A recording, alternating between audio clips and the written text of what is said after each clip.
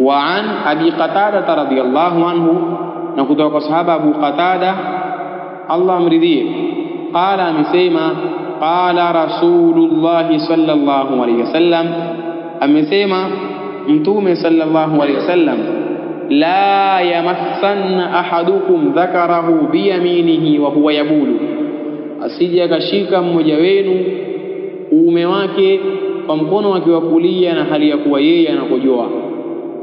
Wala yatamassah min alkhala'i biyaminihi, na wala asijipanguse chooni huko kwa kupitia mkono wake wa kulia. Wala yatanaffas fil ina'i, na wala asipumue kwenye chombo akiwa anakunywa maji.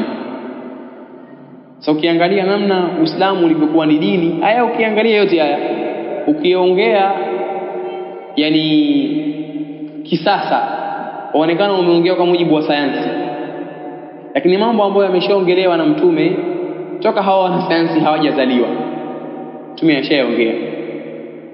Hivyo ndio yale mafaratuna fil kitabi min shay'in, Allah hajaacha kitu kwenye Qur'ani.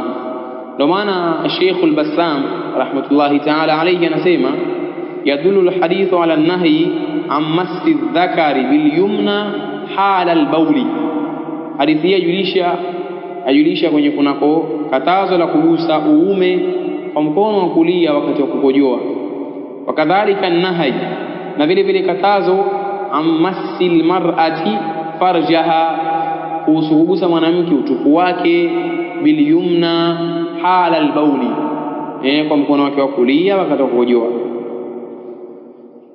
Yakaendelea hayo, yakaendelea mpaka mwisho huko akataja kuhusu sababu ya kukatazwa mtu asipumue kwenye chombo, wali alla yasqutu fihi shay'un min fadalati famihi au anfihi, ili sijeka dondoka kwenye yale maji ambayo anakunywa yeye, mabaki ya mdomoni kwake au puani kwake, ikawa ni sababu ya kumuudhi mwingine.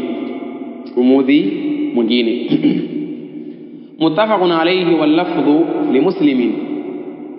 Wa an Salman radhiyallahu anhu qala, kutoka kwa Salman Allah amridhia amesema, laqad nahana Rasulullah sallallahu alayhi wasallam, hakika ametukataza Mtume sallallahu alayhi wasallam, an nastaqbila alqiblata bighaitin au bawlin, kuelekea kibla wakati wa kukidhi haja kubwa ama ndogo, tusielekee kibla, au an nastanjia bil yamin, na pia akatukataza kustanji kwa lugha sasa hivi kuchamba. Sasa nadhani nimeeleweka, kwa mkono wa kulia, au an nastanjia bi aqalla min 3 ahjar, na kadhalika ametukataza sisi kustanji kwa idadi iliyokuwa ndogo chini ya mawe 3.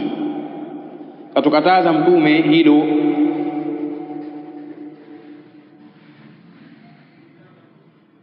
Katukataza Mtume sallallahu. Kadhalika au an nastanjia biraji'in au azmin, na pia katukataza Mtume kustanji kwa maana kuchamba kupitia kinyesi au mfupa. Rawahu Muslimun. Na maelezo ya kuhusu hadithi hii Sheikh Uthaymeen kayataja, na ndio maelezo yaliyokuwa mazuri zaidi katika maelezo. Anasema kwamba yadullu alhadithu ala tahrimi istiqbali alqibla bighaitin au bawlin, hadithi yajulisha juu ya haramu wa kuelekea kibla wakati wa kukidhi haja kubwa au haja ndogo. Kadhalika wajawazi istiqbali shamsi wal qamar, na pia yajulisha juu ya kufaa kuelekea wapi? Kuelekea jua na mwezi, ingawa baadhi ya vitabu vya Shafi'iyya wanasema haifai.